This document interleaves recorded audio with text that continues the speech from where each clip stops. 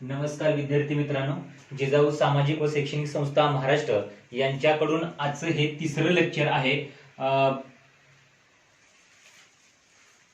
भारताचा, जगाचा आणि महाराष्ट्राच्या भूगोलाची ओळख.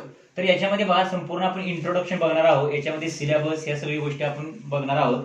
तर याच्यामध्ये पहिली गोष्ट तुम्हाला माहिती असली पाहिजे की कोणत्या कोणत्या एक्झामला किती प्रश्नांसाठी भूगोल हा विषय विचारला जातो. सगळ्यात पहिल्यांदा आता एमपीएससी हे लेक्चर असल्यामुळं एमपीएससीच्या पूर्व परीक्षेसाठी हा जो विषय आहे तो जवळजवळ किती मार्कांना विचारला जातो? 15 प्रश्न आणि 30 मार्कांना विचारला जातो. त्याच्यानंतर बघा, पीएसआय एसटीआय आणि असिस्टंट यांची जी एक्झाम आहे पूर्व परीक्षा, या पूर्व परीक्षेसाठी हा जो सब्जेक्ट आहे तो जवळजवळ 15 मार्क्सला विचारला जातो. म्हणजे एमपीएससी पूर्व परीक्षेसाठी 15 प्रश्न 30 मार्क आणि पीएसआय एसटी असिस्टंट पूर्व परीक्षेसाठी 15 प्रश्न 15 मार्क्स. तर एकंदरीतपणे आता याचा सिलेबस काय आहे याची पण तुम्हाला माहिती असणं गरजेचं आहे. तुम्ही लोकांनी थोड्याफार प्रमाणात का होईना सिलेबस बघितलेला असेलच. आता बघा, भूगोल हा जो विषय आहे हा 3 याच्यामध्ये डिवाइड केलेला आहे. तर पहिला आहे जगाचा भूगोल, त्याच्यानंतर भारताचा भूगोल आणि त्याच्यानंतर महाराष्ट्राचा भूगोल. तर याच्यामध्ये बघा, भारताचा भूगोल आणि जगाचा भूगोल हे तुम्हाला सगळ्यात इम्पॉर्टंट टॉपिक आहेत. कशासाठी? प्रिलिमिनरी परीक्षेसाठी. आणि महाराष्ट्र हे जास्त करून मेन्सला विचारलं जातं, प्रिलिमला विचारलं जात नाही. महाराष्ट्राचे जास्तीत जास्त 1 ते 2 प्रश्न हे तुम्हाला प्रिलिमला विचारले जातील. जगाच्या भूगोलाचे 7 ते 8 प्रश्न आणि भारताच्या भूगोलाचे पण 7 ते 8 प्रश्न तुम्हाला प्रिलिमला विचारले जातील. जर तुम्ही प्रिलिम क्वालिफाय झाला तरच तुम्ही मेन्सला पुढे जाऊ शकता. तर आता याच्यामध्ये जर आपण जर सिलेबस बघितला तर पहिल्यांदा भारताचा भूगोल याचा सिलेबस आपण व्यवस्थित बघूया. तर भारताच्या भूगोलमध्ये पहिली गोष्ट तुम्हा सर्वांना माहिती असली पाहिजे ती म्हणजे भारताची सामान्य माहिती. भारताची सामान्य माहिती. आता ही सामान्य माहितीमध्ये काय काय येतं की भारताचं स्थान आणि विस्तार. भारताचं स्थान आणि विस्तार याचा अर्थ असा होतो की भारत हा जो आहे तो जगाच्या पाठीवर कोणत्या ठिकाणी आहे, जगामध्ये भारताचं स्थान काय आहे, त्याचा विस्तार काय आहे हे तुम्हाला माहिती असणं गरजेचं आहे. तर याच्यामध्ये सगळ्यात पहिली गोष्ट बघा की हे तुम्हाला माहिती असेल, ही काय असेल? ही पृथ्वी आहे. हे सर्वांना माहिती आहे का? ही पृथ्वी आहे. पृथ्वीच्या मध्यातून जे जातं त्याला आपण काय म्हणतो? विषुववृत्त म्हणतो. पृथ्वीच्या मध्यातून जे जातं त्याला आपण विषुववृत्त म्हणतो. आता याच्या 23.5 डिग्री वरती म्हणजे उत्तरेला कोणतं अक्षवृत्त जातं? कोण सांगेल? कमेंट मध्ये सांगा, कोण सांगेल?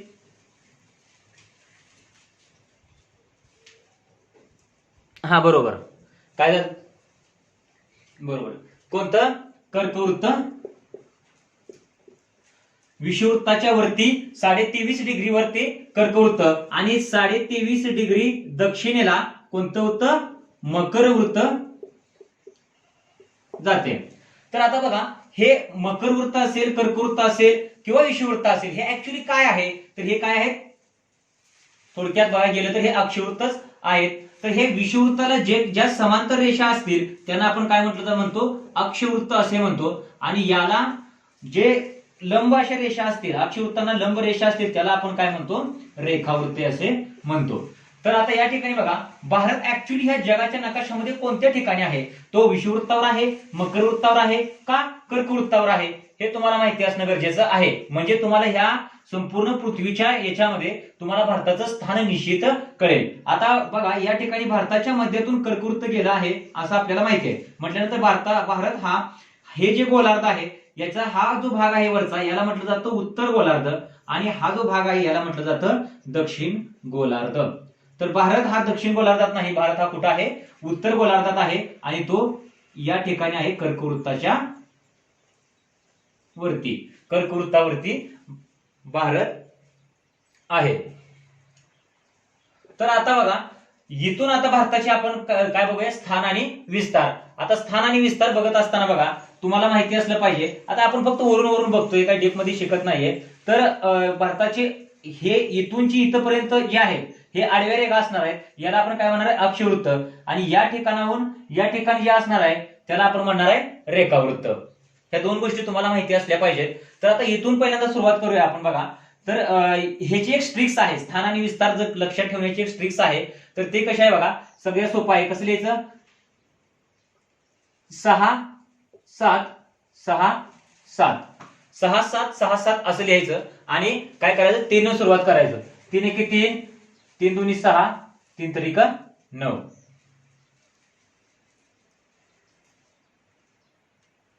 तर बघा, भारताचा जो अक्षवृत्तीय विस्तार आहे तो 6 ते 37 आणि रेखावृत्तीय विस्तार आहे तो 66 ते 97. इथपर्यंत त्याचा अक्षवृत्तीय आणि रेखावृत्तीय विस्तार आहे. तुम्हाला हा बघायला भेटेल. हे अशा पद्धतीने लक्षात ठेवणं गरजेचं आहे. त्याच्यानंतर बघा, तुम्हाला अजून काय,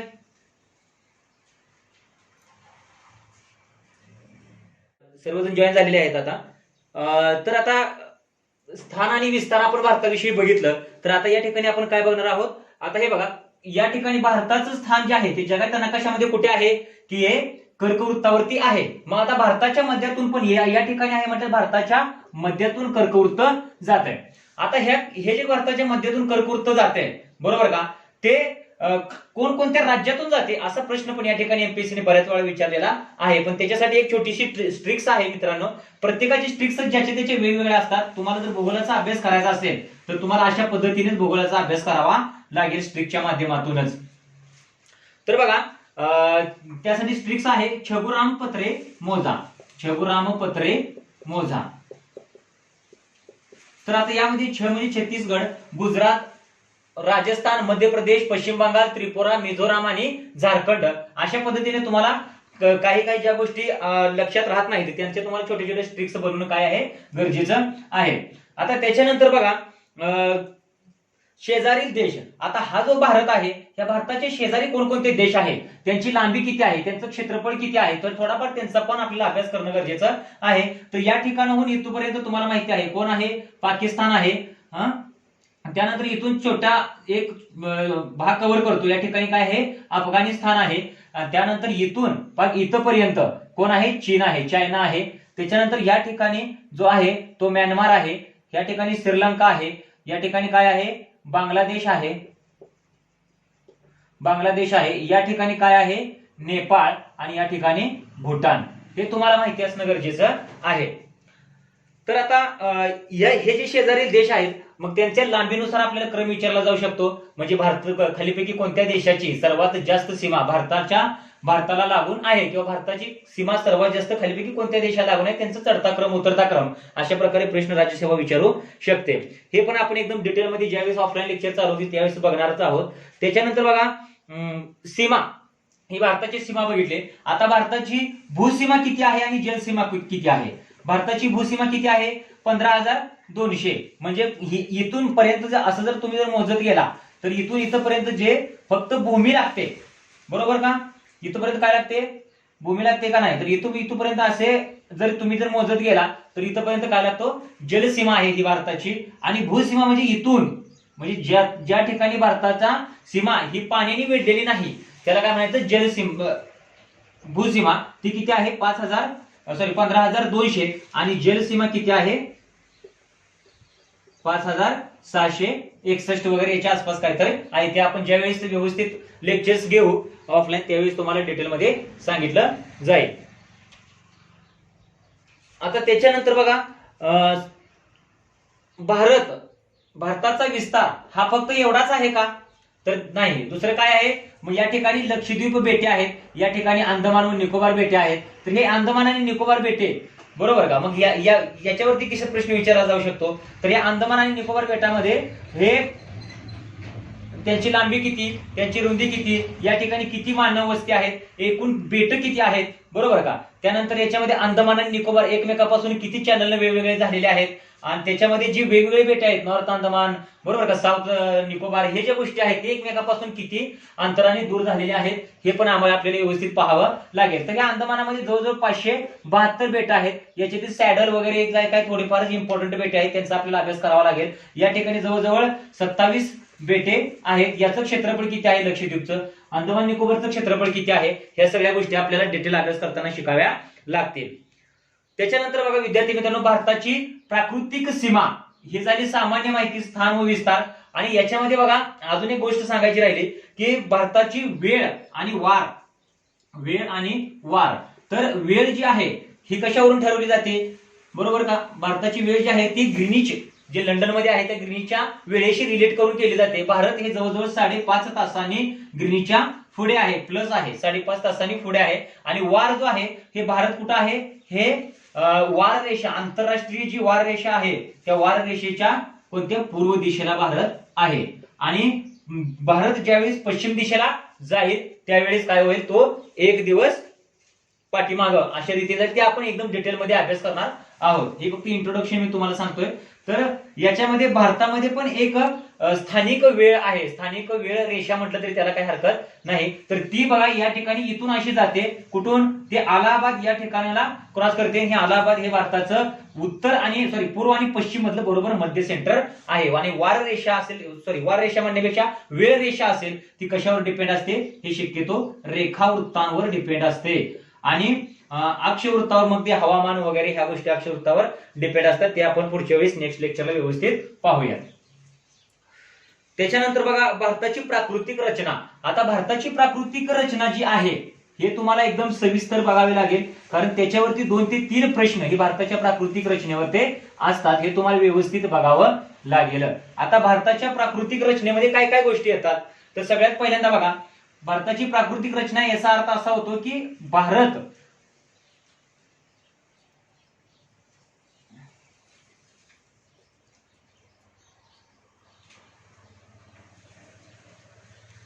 अशा पद्धतीने भारत वगैरे आपलं साधं सिंपल गोष्टी काढायला शिकत चला.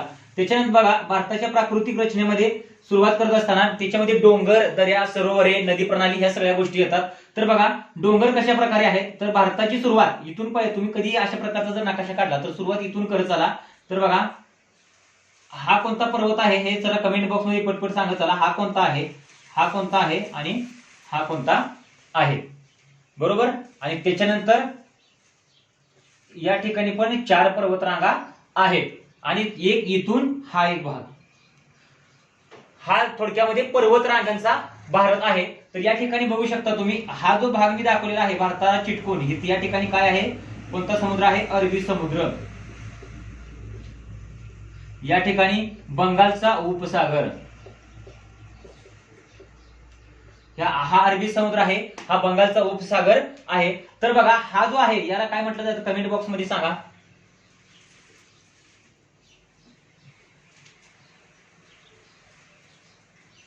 हा बरोबर, अरे कर, हा बरोबर. यांनी बघा या ठिकाणी हा जो भाग आहे याला म्हटलं जातं पश्चिम घाट, याला म्हटलं जातं पश्चिम घाट. हा जो आहे याला म्हटलं जातं पूर्व घाट, बरोबर. आणि हा जो भाग आहे महाराष्ट्राच्या वरच्या साईडला आहे बघा, तुम्हाला हे महाराष्ट्राचा भूगोल वाचताना तुम्हाला समजेल. तर याला म्हटलं जातं सातपुडा. हा जो आहे विंध्य पर्वत, हा जो आहे तो विंध्य पर्वत आहे. आणि हा जो आहे तो सगळ्यात महत्वाचा आहे अरवली पर्वत.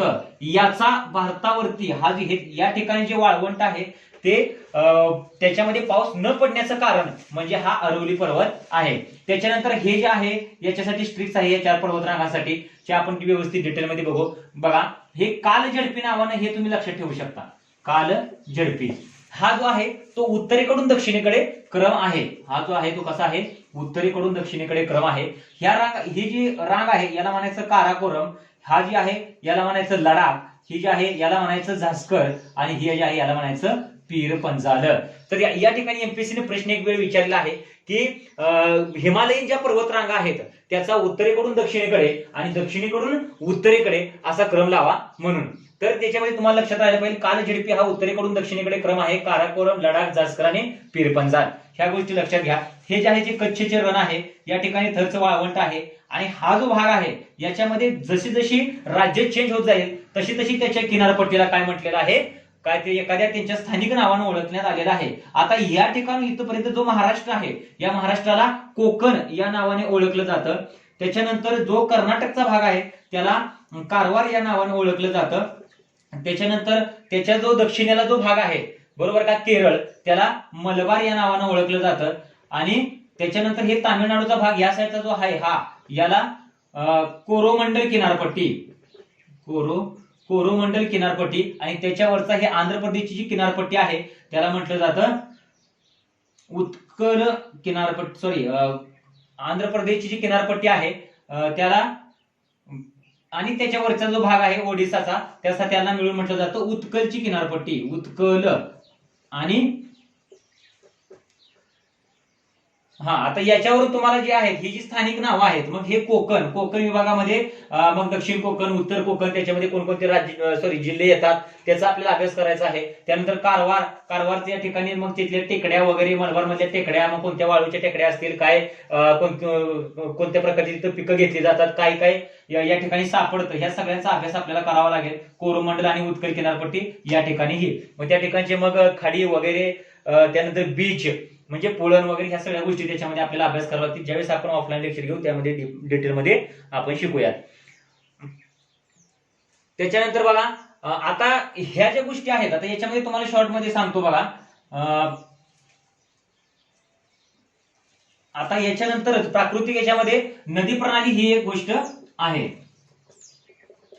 आणि ही खूप इम्पॉर्टंट आहे. प्रत्येक वेळी 1 ते 2 प्रश्न ही नद्या प्रणालीवर 100% असतात. तर या ठिकाणी बघा नद्यांचा उगम वगैरे कसा होतो, आणि या ठिकाणी कोणत्या ठिकाणी त्यांचा उगम होतो, त्यांची सविस्तर माहिती आपल्याला अभ्यास करावा लागेल, सविस्तर माहितीचा.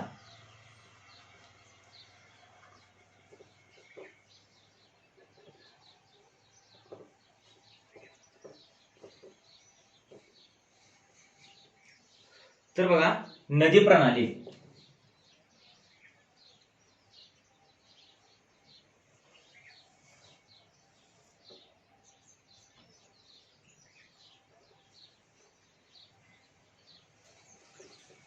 अशा प्रकारचा भारत तुम्ही काढला तरी काही हरकत नाही. तर बघा आता,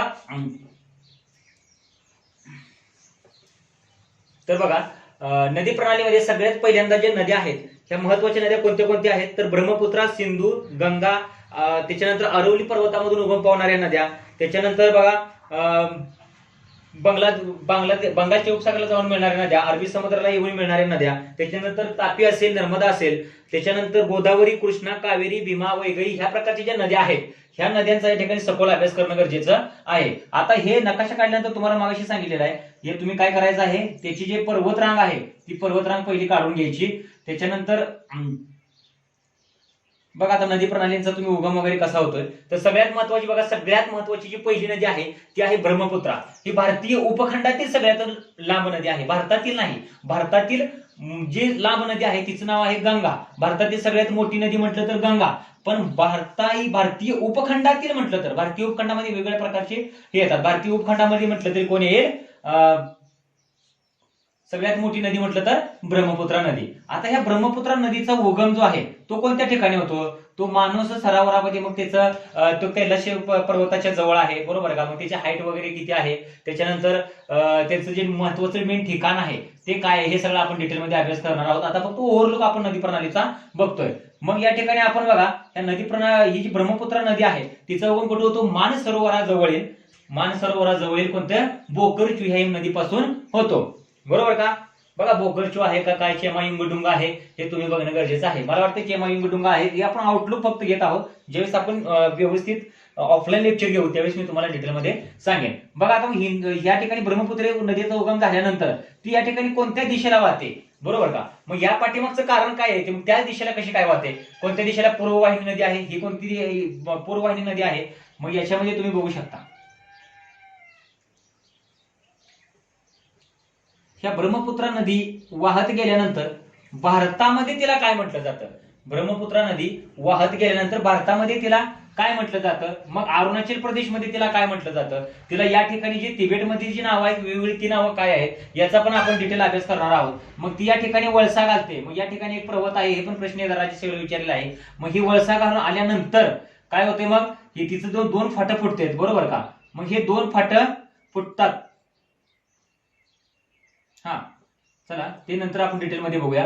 मग या ठिकाणी आल्यानंतर मग ती बंगालच्या उपसागरामध्ये येऊन कशा प्रकारे मिळते. मग तिला बंगालमध्ये कोणकोणत्या नावाने विचारले जाते, आसाममध्ये कोणत्या नावाने विचारले जाऊ शकते, मग त्याला पहिली मिळणारी उपनदी कोणती आहे, त्यांना भारतातून कोणकोणत्या किंवा याच्यामधून कोणकोणत्या उपनद्या भेटतात, बरोबर का. पण त्याच्यानंतर तिला उजव्या बाजूने कोणत्या मिळतात, डाव्या बाजूने कोणत्या मिळतात, बंगालच्या पश्चिम बंगालमधून कोणकोणत्या मिळत असतील, त्याच्यानंतर आसाममधून कोणत्या मिळतील, त्याच्यानंतर सगळ्यात महत्वाचं म्हणजे बांगलादेशमधून कोणकोणत्या नद्या मिळतील. बांगलादेशमध्ये एंट्री मारल्यानंतर तिची जी हे आहे, बांगलादेशमध्ये एंट्री मारल्यानंतर तिचं नाव, तिला कोणकोणत्या स्थानिक नावाने ओळखलं जातं, या सगळ्या गोष्टींचा आपण डिटेल अभ्यास करणार आहोत. त्याच्यानंतर बघा गंगा नदी, ब्रह्मपुत्रा झाल्यानंतर सिंधू नदीचा उगम कुठे होतो, बरोबर का. मग या दोघांतलं अंतर काय आहे हे पण एकदा प्रश्न विचारलेला आहे राज्यसेवेला. मग सिंधू नदीचा उगम झाल्यानंतर सिंधू नदी ही जी आहे ही वाहत कशी जाईल, बरोबर का, कोणत्या दिशेला जाईल, तिला मिळणारी पहिली उपनदी कोणती आहे, बरोबर का. हे पण आम्हाला माहिती असलं पाहिजे, ती राज्यसेवेला एकदा दोनदा विचारलेलं आहे. मग ही सिंधू नदी आणि ही शोक नदी यांच्यामधलं पठार कोणतं आहे, मग तिला मिळणाऱ्या उपनद्या कोणत्या कोणत्या आहेत, बरोबर का. मग सतलज वगैरे, त्याच्यानंतर हे असे वेगवेगळ्या नद्या आहेत. तर तिच्या उपनद्या आहेत कोणती कोणती, 1 नंबरला बघा चिनाब, 2 नंबरला रावी, 3 नंबरला बियास, त्याच्यानंतर सतलज आणि शेवटची कोणती झेलम. तर ह्या ज्या नद्या आहेत चिनाब, रावी, बियास, सतलज आणि झेलम, ह्या नद्या तुम्हाला माहिती असल्या पाहिजेत. मग या नद्यांचा उगम कुठे होतो, बरोबर आहे का. मग हे सिंधू नदीला मिळतात त्या ठिकाणाचं नाव काय आहे, बरोबर का. हे सगळं आपल्याला माहिती असलं पाहिजे. त्यांची लांबी किती आहे, या नद्यांपैकी सगळ्यात मोठी नदी कोणती आहे, सगळ्यात बारकी नदी कोणती आहे, हिमाचल प्रदेशामध्ये उगम पावणाऱ्या नद्या कोणत्या आहेत, बरोबर का. ह्या सगळ्या गोष्टी 2 ते 3 नद्या यापैकी हिमाचल प्रदेशामध्ये आहेत. हे आपण सविस्तर अभ्यास करणारे कोणत्या नद्या आहेत. त्याच्यानंतर बघा हे तुम्हाला मी थोडक्यामध्ये सांगतो की बाबा हे कसं लक्षात ठेवायचं. आता चिनाब नदीचा उगम कुठे होतो असं जर प्रश्न आला तर या ठिकाणी तुम्हाला माहिती असलं पाहिजे, हे ब वरून लक्षात ठेवायचं, बारालाच्या खिंड, बरोबर. हे ब वरून लक्षात राहते. त्यानंतर रावी नदीचा उगम कुठं झाला असं जर विचारलं तर र वर लक्षात राहते, रोहतांग खिंड. त्याच्यानंतर बियास कुंड, सतलजचं मानसरोवर, झेलमचं वेरिंगदरी. हे आपल्याला ह्या सगळ्या गोष्टी माहिती पाहिजे. नुसतं वरणावरून अभ्यास करून सिंधू नदीचा उगम, त्याची लांबी लक्षात ठेवून आपल्याला काही उपयोग नाही. आपल्याला सगळं त्याचं टोटल माहिती असणं गरजेचं आहे, तरच आपण या ठिकाणी एमपीएससी ची प्रिलिम परीक्षा पास होऊ शकतो. हे आहे सिंधू नदी विषयी. त्याच्यानंतर गंगा नदीचा उगम कुठे होतो, उत्तराखंडामधील उत्तर काशीमधील कैलास पर्वत. काय एक त्या ठिकाणी काय तर एक नाव आहे बघा, हे तुम्हाला माहिती असलं पाहिजे. मग ती कोणत्या नावानं ती नदी उगम पावते, मग पुढे आल्यानंतर तिला काय म्हटलं जातं, मग तिला गंगा कधी म्हटलं जातं, आणि ती वाहत येऊन शेवटी कुणाला भेटते, ब्रह्मपुत्राला भेटते. मग या ठिकाणी भारतामध्ये तिची लांबी किती आहे, टोटल लांबी किती आहे, भारत आणि बांगलादेश मधली लांबी किती आहे, नुसती बांगलादेशमधली लांबी किती आहे, अशा प्रकारचे प्रश्न पण बऱ्याच वेळा विचारले जाऊ शकतात. मग तिला या ठिकाणी उजव्या हाताने मिळणाऱ्या नद्या कोणत्या कोणत्या आहेत, डाव्या हाताने मिळणाऱ्या नद्या कोणत्या कोणत्या आहेत. मग त्यातील यमुना ही जी महत्वाची ती जी उपनदी आहे, ते यमुना नदीला ह्या विंध्यच्या पर्वतातून कोणकोणत्या नद्या मिळतात. मग ह्या नद्याचा या ठिकाणी तुम्हाला पूर्वेकडून पश्चिमेकडे आणि पश्चिमेकडून पूर्वेकडे क्रम विचारलेला आहे. त्याच्यानंतर मग तुम्हाला अजून काय विचारलेलं आहे किंवा अजून काय गोष्टी रिलेटेड आहेत याच्या, तर बघा ह्या जो आरवली पर्वत आहे याच्याशी पण रिलेटेड खूप प्रश्न असतात एक्झाम मध्ये बघा, ह्याच खूप इम्पॉर्टंट आहे.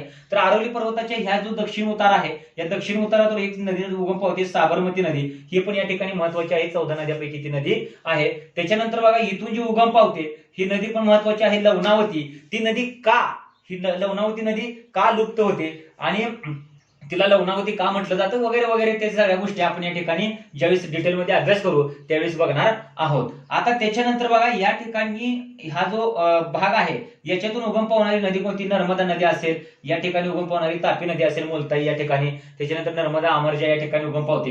ह्या सगळ्या ह्या 2 पण नद्यांचा आपल्याला अभ्यास करणं महत्वाचं आहे. त्याच्यानंतर मग महाराष्ट्राचा विषय आला. महाराष्ट्रामध्ये उगम पावणारी गोदावरी असेल, कृष्णा असेल, भीमा असेल, त्यांचं मग संगम वगैरे त्या सगळ्या गोष्टीचा डिटेलमध्ये अभ्यास करावा लागेल. त्यानंतर कर्नाटकामधले मिळणारी कृष्णा, कावेरी वगैरे काय नद्या असतील ते.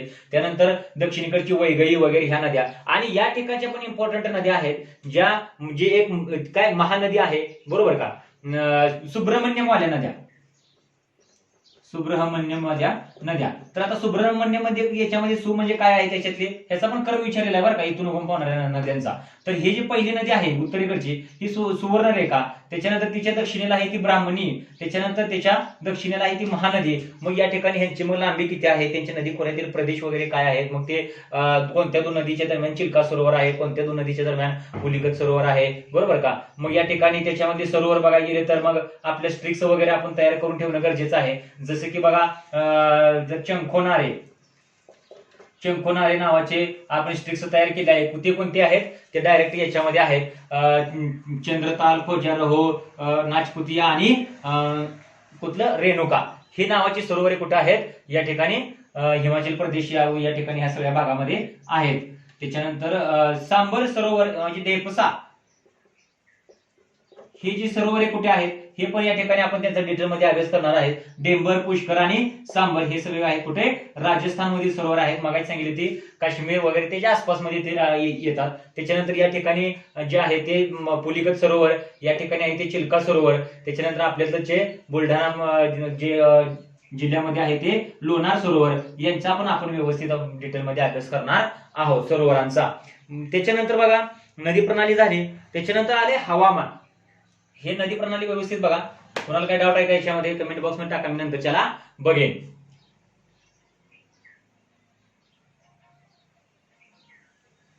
नाही का, चला. तर आता बघा याच्यानंतर सगळ्यात महत्वाची गोष्ट आहे ती म्हणजे हवामान.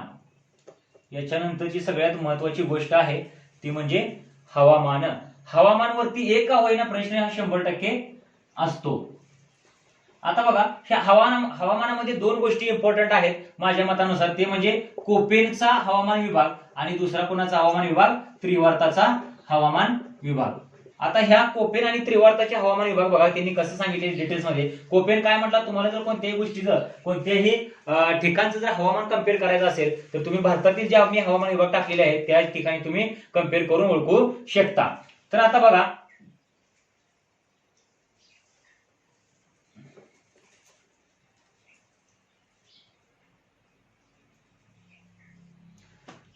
कोपेन काय सांगत होता, कोपेन काय केलेलं बघा ते आपण व्यवस्थित बघूया. तर कोपेन काय केलं, हा जो कर्कवृत्त जाते त्या कर्कवृत्ताच्या लेवलने जे अशी हे केलं, विभागाचे पहिल्यांदा भारताचे 2 तुकडे पाडले. त्याच्यानंतर त्यांनी काय केलं बघा, हा एक या ठिकाणी एक हवामान विभाग दिला, त्याला काय तर AM नावाने संबोधलं वाटतं. आणि हा जो भाग आहे याला पण काय तर AW, त्याच्यानंतर हा CWG वगैरे गंगाचा मैदानी प्रदेश वगैरे. त्यानंतर हा या ठिकाणी हा जो आहे तो BSHW. त्यानंतर हा या ठिकाणी पर्जन्यशाहीचा प्रदेश आहे त्याला पण BSHW म्हणला. अजून एक या ठिकाणी कोणता तरी आहे. त्यानंतर वरचा जो भाग आहे हिमालयीन वातावरण त्याला पण तो काय म्हटला, ई असं नाव दिलं. या ठिकाणी परत ह्या जो कोपरा आहे छोटासा उत्तराखंडचा याला ET म्हटला गेला. हा जो भाग आहे याला DFC म्हटला गेला. तर याच्यावर राज्यसेवा कसा प्रश्न विचारते मला थोडक्यात सांगतो. तर बघा राज्यसेवा असा प्रश्न विचारू शकते की CWG कोपेनच्या हवामान विभागानुसार CWG हा जो विभाग आहे हा खालीपैकी कोणकोणत्या राज्यामध्ये आढळून येतो, किंवा ET हा जो हवामान विभाग आहे कोपेनच्या हवामान वर्गीकरणानुसार खालीपैकी कोणत्या राज्यामध्ये आढळतो, किंवा DFC कोपेनच्या हवामान विभागानुसार DFC हे जे हा जो आसाममध्ये आढळणारा जो विभाग आहे या विभागामधला F म्हणजे काय आहे, त्याची संकल्पना काय आहे, ह्या सगळ्या गोष्टी आपल्याला अभ्यास करावा लागतील. मग हे BSHW म्हणजे काय आहे, त्याच्यानंतर AM म्हणजे काय आहे, AW म्हणजे काय आहे, CWG म्हणजे काय आहे, ET म्हणजे काय, DFC म्हणजे काय, हे सगळं आपण व्यवस्थित डिटेलमध्ये शिकणार आहोत ज्यावेळेस आपली ऑफलाईन लेक्चर चालू असतील त्यावेळेस, आणि जोपर्यंत आपले ऑनलाईन लेक्चर चालतील त्यावेळेस पण आपण डिटेलमध्ये घेणार आहोत, काही प्रॉब्लेम नाही. मग आता हे कोपेनचा झाला. आता त्रिवार्ताचा पण हवामान विभाग कसा आहे त्या पद्धतीने आहे. त्रिवार्ताने थोड्याफार याच्यामध्ये त्रुटी काढल्या आणि आपली स्वतःचा हवामान विभाग बघितला किंवा बनवला, ते सुद्धा आपल्याला व्यवस्थित बघावं लागणार आहे. त्याच्यानंतर बघा सामान्य माहिती झाली, नदी प्रणाली झाली, हवामान विभाग झाला, प्राकृतिक रचना झाली. त्याच्यानंतर बघा खनिजे. आता खनिजे असेल, मृदा असेल, बरोबर का, पर्जन्य असेल. आता सगळ्यात महत्वाचं बघा पर्जन्य जर बघायला गेलं तर हे जे पर्जन्य जे आहे हे खूप इम्पॉर्टंट आहे. प्रत्येक गोष्ट जी आहे भारताची जी मी सांगतोय ती तुम्हाला महाराष्ट्र आणि जगाशी कनेक्ट करून बघायची आहे. पर्जन्य म्हटल्यानंतर भारतामध्ये कसं पर्जन्य निर्माण होतं, जगामध्ये कसं पर्जन्य निर्माण होतं, महाराष्ट्रामध्ये कसं निर्माण होतं, ह्या सगळ्या गोष्टी तुम्हाला माहिती असलं पाहिजे. आता या ठिकाणी जर बघायला गेलं तर या ठिकाणी सगळ्यात जो जास्त दाबाचा पट्टा तयार होतो या ठिकाणी कमी दाबाचा पट्टा तयार होतो, असा आहे का? कोणत्या ठिकाणी जास्त दाबाचा पट्टा तयार होतो, कोणत्या ठिकाणी कमी दाबाचा पट्टा तयार होतो. मग या ठिकाणी संपूर्ण भारतभर जास्त मोठ्या प्रमाणामध्ये पाऊस पडतो, पण याच ठिकाणी पाऊस कसा पडत नाही. मग या ठिकाणी मेघालय असेल किंवा मिझोराम असेल, हा जो तिकडचा जो भाग आहे या ठिकाणचा, मग या ठिकाणी सर्वात जास्त पाऊस कसा काय पडतो. बरोबर, ह्या पण गोष्टी आपल्याला व्यवस्थित बघायच्या आहेत. मग हे जे वारे आहे, नैऋत्य मान्सून वाऱ्याचा काय इफेक्ट होतो, अल निनोचा काय इफेक्ट होतो, त्याच्यानंतर ह्या सगळ्या गोष्टी पण बघायच्या आहेत. मग या ठिकाणी पर्जन्यछायेचा प्रदेश का निर्माण होतो, ह्या पण गोष्टी तुम्हाला आम्हाला बघाव्या लागतील. ह्या सगळ्या कशा येतील, पर्जन्यामध्ये येतील. मग आता ज्या ज्या ठिकाणी पर्जन्य आहे त्याच्यानुसार या ठिकाणी तुम्हाला कोणकोणती पिकं, मग या ठिकाणी हा जो दख्खनचा पठार आहे, या पठारामध्ये खाली कोणती कोणती पिके येतील. बरोबर का, हा जो वरचा जो मैदानी प्रदेश आहे त्या ठिकाणी कोणती पिकं असतील, या ठिकाणी कोणती असतील, या ठिकाणी कोणती असतील, हे पण तुम्हाला माहिती असलं पाहिजे. मग याच्यामध्ये मग पिकांमध्ये जर बघायला गेलं तर मग ज्वारी, बाजरी, गहू, मका, तांदूळ, तृणधान्य, कडधान्य, तेलबिया, सगळ्या प्रकारची पिकं. मग त्याच्यामध्ये कोणत्या राज्यामध्ये सर्वात जास्त उत्पन्न आहे, मग उत्पन्नानुसार आणि उत्पादनानुसार वेगवेगळ्या प्रकारे आपण वर्गीकरण करून ते आपल्याला लक्षात ठेवता आलं पाहिजे. त्याच्यानंतर त्या भागामध्ये कोणत्या प्रकारची मृदा आढळते, गाळाची मृदा कुठं आढळते, काळी कापसाची मृदा कुठं आढळते, त्याच्यानंतर बघायला गेलं तर आपली जांभी मृदा कुठं आढळते. ह्या सगळ्या मृदा पण लक्षात राहिल्या पाहिजेत किंवा लक्षात आपल्याला त्याचा पण अभ्यास करायचा आहे. त्याच्यानंतर खनिज, मग खनिज जर बघायला गेली तर मग काय काय ठिकाणी छोटा नागपूरचा पठार आहे, या ठिकाणी मोठ्या प्रमाणामध्ये खनिज आढळतात. महाराष्ट्रामध्ये सिंधुदुर्ग, रत्नागिरी या ठिकाणी मोठ्या प्रमाणात खनिज आढळतात. गोंदिया, गडचिरोली, चंद्रपूर, भंडारा या ठिकाणी पण मोठ्या प्रमाणात खनिज आढळतात. पण हा जो मधला महाराष्ट्राचा भाग आहे या ठिकाणी कोणत्याही प्रकारचं खनिज आढळत नाही. त्याचं कारण काय असेल तर बेसाल्ट खडकाचा वगैरे तिथे मोठ्या प्रमाणावर प्रादुर्भाव झालेला आहे, तो मोठ्या प्रमाणात बेसाल्ट खडक तिथे आढळतो. तर ह्या मग त्याचा पण आपण व्यवस्थित डिटेलमध्ये अभ्यास करणार आहोत. मृदा संबंधी पर्जन्य खनिजे हे पण आपल्याला व्यवस्थित बघायचं, डिटेल स्टेट वाईज आणि डिस्ट्रिक्ट वाईज. महाराष्ट्राचा अभ्यास करताना डिस्ट्रिक्ट वाईज आणि भारताचा अभ्यास करताना स्टेट वाईज आणि जगाचा अभ्यास करताना कंट्री वाईज आपल्याला हे सगळं बघावं लागणार आहे. त्याच्यानंतर मग वनस्पती, खनिजे झाल्यानंतर काय आहे, वने आणि थोडक्यात वने आणि थोडक्यात म्हणतात वने म्हणण्यापेक्षा वनसंपदा म्हटलं तरी काही हरकत नाही. वनसंपदा म्हणजे कोणकोणत्या प्रकारे, आता हवामानानुसार कोणकोणत्या प्रकारच्या वनस्पती आहेत, वनस्पतीचं डिवायडेशन कसं झालेलं आहे. बरोबर का, मग आर्द्र पानझडी वनस्पती कोणत्या, शुष्क पानझडी वनस्पती कोणत्या, त्याच्यानंतर आपल्या ह्या वनस्पती सदाहरित कोणत्या, निमसदाहरित कोणत्या, ह्या सगळ्या गोष्टीसाठी आपल्याला काय करायचं आहे, डिटेलमध्ये अभ्यास करायचा आहे. त्याच्यासाठी एक ट्रिक्स मी तुम्हाला सांगितली होती मध्ये, ज्यांनी माझे लेक्चर केलेले आहेत जिजाऊमध्ये त्यांना माहिती असेल. तर बघा तर त्याच्यासाठी मी पण ट्रिक्स सांगितली आहे. कोणती, ही आंबी चंदाबिले जे आर्द्र वनस्पती आहेत, आर्द्र पानझडी वनस्पती आणि शुष्क पानझडी वनस्पती ह्या बऱ्यापैकी सेम प्रमाणामध्ये आहेत. तर याच्यासाठी ट्रिक्स, ही आंबी चंदाबिले सासाशी अशी ही पिंप, ही आंबी चंदा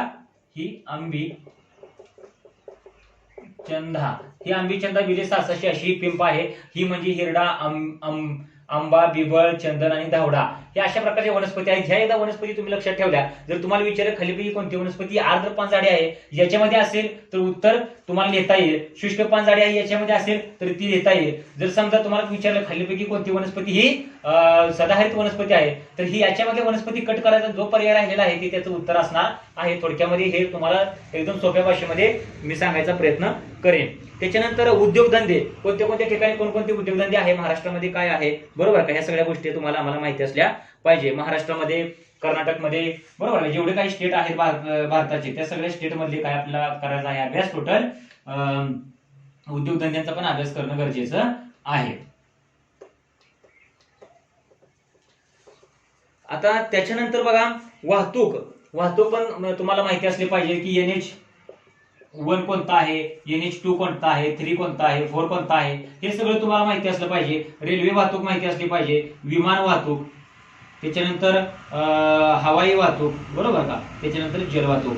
जसं हे NH1 आहे, NH2, NH3, NH4 आहे, तसं NW1, NW2, NW3, NW4 असे पण आहेत. म्हणजे नॅशनल वॉटर हायवे पण आहेत, नॅशनल हायवे पण आहेत. हे पण तुम्हाला व्यवस्थित डिटेलमध्ये अभ्यास करावा लागेल. त्याच्यावरती पण प्रश्न विचारलेला आहे. ग्रँड ट्रंक रोड जो आहे, बरोबर का, मग याच्यावर कोणकोणती या ठिकाणी ठिकाणं आहे, ते या ठिकाणी मुंबई असेल, दिल्ली असेल, कलकत्ता असेल आणि चेन्नई असेल, ज्या चार महत्वाच्या शहरांना जोडणारा जो ग्रँड ट्रंक रोड आहे याच्यावरती पण तुम्हाला आपल्याला माहिती आहे, याच्यावरती पण तुम्हाला प्रश्न येऊ शकतो.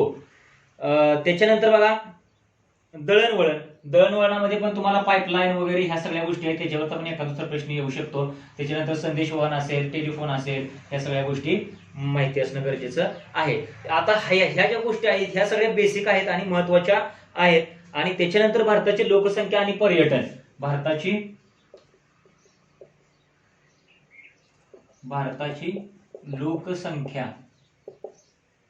लोकसंख्या आणि पर्यटन. आता भारताच्या लोकसंख्येचा अभ्यास बऱ्यापैकी तुम्हाला माहिती आहे. भारताची लोकसंख्या टोटल किती आहे, त्याच्यानंतर सर्वात जास्त कोणत्या राज्यामध्ये आहे, मग त्यांचा चढता क्रम, सर्वात कमी कोणत्या राज्यामध्ये आहे, मग त्यांचा चढता उतरता क्रम, त्याच्यानंतर त्यांची घनता, बरोबर का, क्षेत्रफळानुसार स्टेट्स, त्याच्यानंतर घनता झाल्यानंतर काय, लिंग गुणोत्तर वगैरे ह्या सगळ्या गोष्टी तुम्हाला अभ्यास करावा लागणार भारतीय लोकसंख्येमध्ये. मग ते बालकांचं किती आहे, लहान मुलांचं वगैरे सगळ्या गोष्टी 1 ते 6 वर्ष वयेपर्यंत, 1 ते 14, 1 ते 18, त्याच्यानंतर मग हिंदूंची लोकसंख्या किती आहे, मुस्लिमांची किती आहे, बौद्धांची किती आहे, हे सगळ्या गोष्टी, मग त्यांचा चढता क्रम उतरता क्रम, त्यांची लिटरसी किती आहे, बरोबर का, मग त्यांचं शिक्षण, लिटरसी म्हणजे काय म्हणता येईल त्याला, शिक्षित व्यक्ती किती आहे, लिटरसी वगैरे ह्या सगळ्या गोष्टी त्याच्यामध्ये आपल्याला अभ्यास करावा लागेल. मग त्याच्यावरती पण प्रश्न या ठिकाणी राज्यसेवेने बऱ्याच वेळा विचारलेले आहेत. आता याच्यानंतर मग पर्यटनामध्ये मग सगळे रामसर प्रदेश, मग रामसर प्रदेशामध्ये जे काही पर्यटनचे विभाग आहेत ते, त्याच्यानंतर परत रामसर प्रदेश हे पण पर्यटनमध्ये येतात बरं का, रामसर प्रदेश असतील. त्याच्यानंतर आपल्याला अजून काय बघायचं आहे, वन्यजीव प्रकल्प, अभयारण्य आणि राष्ट्रीय उद्याने, अभयारण्य, राष्ट्रीय उद्याने ह्या सगळ्या गोष्टी आपल्याला बघाव्या लागतील. मग या ठिकाणी अभयारण्य जे महाराष्ट्रात किती 40 आहेत ती अभयारण्य बघावं लागतील. मग भारतामध्ये कोणकोणते अभयारण्य आहेत, त्यांचे ते कोणकोणत्या राज्यामध्ये आहेत, कोणकोणत्या जिल्ह्यामध्ये आहेत. राष्ट्रीय उद्याने पण हे इम्पॉर्टंट आहे, जोड्या लावामध्ये ते जास्त वेळ विचारलेले आहे. वन्यजीव प्रकल्प वगैरे, मग ते हत्तीसाठी वगैरे जे आहेत ते, त्याच्यानंतर रामसर प्रदेश वगैरे ह्या पण गोष्टी सगळ्या त्याच्यामध्ये ऍड झालेल्या आहेत. हे सगळ्या गोष्टी बघाव्या लागतात. तर रामसर प्रदेशाची संख्या वाढलेली आहे, तुम्हाला माहिती असेल, ते पण सगळं या ठिकाणी बघायचं आहे. त्याच्यानंतर ह्या ज्या गोष्टी सगळ्या मी सांगितल्या ते पण आपण महाराष्ट्राशी आणि जगाशी रिलेट करणं गरजेचं आहे. जगाशी जर रिलेट केला तर आता बघा, हा जर असा जर काय असेल, अमेरिका असेल, हा कोणता आहे, उत्तर अमेरिका आहे, बरोबर का. मग या ठिकाणी असं, या ठिकाणी काय असू शकते, दक्षिण अमेरिका, बरोबर. या ठिकाणी मग आफ्रिका वगैरे. तर याच्यावरती कसं आहे, मग सेम त्या प्रकारे. मग या ठिकाणी कोणता पर्वत आहे, अमेरिकेच्या पूर्वेला पश्चिमेला कोणता आहे, पूर्वेला कोणता आहे, रॉकी पर्वत कुठं आहे, अँडीची पर्वत कुठं आहे, या सगळ्या गोष्टी माहिती असलं पाहिजे. मग या पर्वतामध्ये सर्वोच्च शिखर कोणतं आहे, मग या पर्वतामधील हा जो पर्वत आहे याच्यामधला माउंट मिशेल वगैरे ह्या गोष्टी माहिती असल्या पाहिजे. इथं सर्वोच्च शिखर कोणतं आहे, या ठिकाणचं सर्वोच्च शिखर कोणतं आहे, मग अमेझॉन नावाची नदी वगैरे, मग ती कुठून उगम पावते. त्याच्यानंतर ह्या म्हणजे या ठिकाणच्या सगळ्या नद्या, इथल्या पण सगळ्या नद्या आपल्याला बघाव्या लागतील. आपल्या ह्याच्यातले आफ्रिका खंडामधील पण, आणि त्याच प्रकारे आशिया खंडामधील, ऑस्ट्रेलिया खंडामधील सगळ्या नद्या आपल्याला बघाव्या लागतील. ते पण आपण डिटेलमध्ये अभ्यास करणार आहोत. आता शॉर्ट मध्ये तुम्हाला सांगतो, तर याच्यातले पण समुद्र वगैरे तुम्हाला माहिती असले पाहिजे. कॅस्पियन महासागर, कॅस्पियन, भूमध्य, त्याच्यानंतर काळा समुद्र आणि तांबडा समुद्र. आता याच्यावरती तुम्हाला शॉर्ट मध्ये सांगतो, भरपूर समुद्र आहे, तर याच्यामध्ये तुम्हाला शॉर्ट मध्ये सांगतो की कॅस्पियन महासागर जो आहे तो कॅस्पियन महासागरामध्ये कसा प्रश्न येऊ शकतो की खालीलपैकी कोणते देश हे कॅस्पियन महासागराशी संबंधित नाहीत किंवा कॅस्पियन महासागराशी जोडलेले गेलेले नाहीत. खालीलपैकी कोणते प्रदेश किंवा कोणते देश भूमध्य महासागराशी जोडलेले आहेत, काळ्या समुद्राशी जोडलेले आहेत, तांबड्या समुद्राशी जोडलेले आहेत. तांबड्या समुद्राकडचे देश कोणते, याच्याकडचे देश कोणते, हे सगळे गोष्टी लक्षात आलं पाहिजे. त्याच्यानंतर कॅस्पियन महासागर आणि भूमध्य महासागरामध्ये कोणता पर्वत आहे, याच्यामध्ये कोणता पर्वत आहे, या सगळ्या गोष्टी तुम्हाला माहिती असल्या पाहिजे. ते राज्यसेवा विचारू शकते. त्याच्यानंतर मृत समुद्र पण आहे. या मृत समुद्राची शांतता तुम्हाला माहिती असेल, सगळ्यात जास्त आहे. मग ती कशी जास्त आहे, कशी या ठिकाणी त्याच्यामध्ये माणूस गेल्यानंतर ती तरंगतो वगैरे, ह्या सगळ्या गोष्टी आपल्याला माहिती असल्या पाहिजेत. त्याच्यानंतर बघा, अजून जर जगाचं बघायला गेलं तर मग जगामध्ये खनिज वगैरे ह्या पण गोष्टी सेम जगामध्ये बघाव्या लागतील. त्यानंतर पठार पण मोठे मोठे आहेत. आणि सगळ्यात महत्वाचं म्हणजे याच्याशी अभ्यास करताना आपल्याला 2 ते 4 गोष्टी महत्वाच्या आहेत. त्याच्यामध्ये पहिला जे टॉपिक आहे तो म्हणजे कुठला, भूकंप. भूकंप कसा होतो, बरोबर का. मग त्याच्यासाठी मग त्याची primary waves, secondary waves, tertiary waves, त्यांची जी काही ज्या प्रॉपर्टी आहेत या प्रॉपर्टी पण आपल्याला व्यवस्थित बघायच्या आहेत. त्याच्यानंतर ज्वालामुखी मधल्या पण त्या ठिकाणी कुठे उत्पन्न होते, त्याचा ज्वालामुखीचा पट्टा आहे, या भूकंपाचा पट्टा आहे. मग भूकंप कशामध्ये मोजतात, ज्वालामुखी कसे हे होतात, या सगळ्या गोष्टी बघायच्या आहेत. मग हा जो ज्वालामुखी आहे या ज्वालामुखीचा पट्टा कोणता आहे, मग याच्यामधील जागृत ज्वालामुखी कोणता, त्याच्यानंतर मृत ज्वालामुखी कोणते, हे सगळ्या गोष्टी वाचल्या. सगळ्यात उंचावता ज्वालामुखी कोणता, भारतामध्ये ज्वालामुखी आहे का नाही, भारतामध्ये जे बॅरन बेट वगैरे ह्या गोष्टी याच्यामध्ये ऍड होतात. तर ह्या पण 2 गोष्टी इम्पॉर्टंट आहेत जगाचा अभ्यास करताना. त्याच्यानंतर सूर्यमाला पण या जगाचा अभ्यास करताना खूप इम्पॉर्टंट आहे. त्याच्यामध्ये पृथ्वी, सूर्याचा अभ्यास करताना पृथ्वी, सूर्य, त्याच्यानंतर मग चंद्र, बरोबर का. मग पृथ्वीच्या भोवती फिरणारे चंद्र किती आहेत, बरोबर का. त्याच्यानंतर मंगळाच्या भोवती फिरणारे चंद्र किती आहेत, हे पण त्याची संकल्पना वगैरे थोड्याफार गोष्टी आहेत, ते लक्षात ठेवणं गरजेचं आहे. सूर्यापासून पृथ्वीचं अंतर किती आहे, पृथ्वीपासून मंगळाचं अंतर किती आहे, पृथ्वीचा सगळ्यात जवळचा तारा कोणता आहे, पृथ्वीचा सगळ्यात लांबचा तारा कोणता आहे, या सगळ्या गोष्टी आपल्याला डिटेलमध्ये शिकाव्या लागणार आहेत. ते आपण व्यवस्थित बघू. हे सिलेबस मध्ये आपले आहे, खूप इम्पॉर्टंट आहे. त्याच्यानंतर मग जो आपले आवरण आहेत, आवरण मग कोणते, याच्यामध्ये तपांबर, स्थितांबर वगैरे ह्या गोष्टी, हे पण सगळे त्याच्यामध्ये आपण अभ्यास करणार आहोत. तर हा एवढा जो सिलेबस आहे हा आपल्याला काय आहे, जर तुम्ही चांगला केला तर आपल्याला चांगले मार्क्स मिळवून देतात. तर या ठिकाणी काही छोटी मोठी बेट पण तुम्हाला या ठिकाणी जगाच्या भूगोलामध्ये पाहायला मिळतील. त्याच्यानंतर गारतामध्ये मग मरियाना गारता वगैरे, त्याच्यानंतर सुंदा गारता, मग हिंदी महासागरामध्ये आढळणारी सुंदा गारता असेल, बरोबर का. त्याच्यानंतर मरियाना गारता ही जगातील सर्वात खोल गारता आहे. मग त्याची लांबी किती आहे, बरोबर का. मग याच्याविषयी 2 ते 4 विधान माहिती असली पाहिजे. सुंदा गारतेविषयी 2 ते 4 विधान माहिती असली पाहिजेत. हे वेगवेगळ्या प्रकारच्या गोष्टी आपल्याला माहिती असल्या पाहिजेत, म्हणजे आपल्याला 2 ते 3 याच्यावरती प्रश्न विचारले जाऊ शकतात. त्याच्यानंतर मग जगामधले हवामान विभाग काय आहेत, जगामध्ये कोणकोणत्या वनस्पती आढळतात, जगामधले पशु प्राणी, हे पण सगळं आपल्याला बघावं लागणार आहे.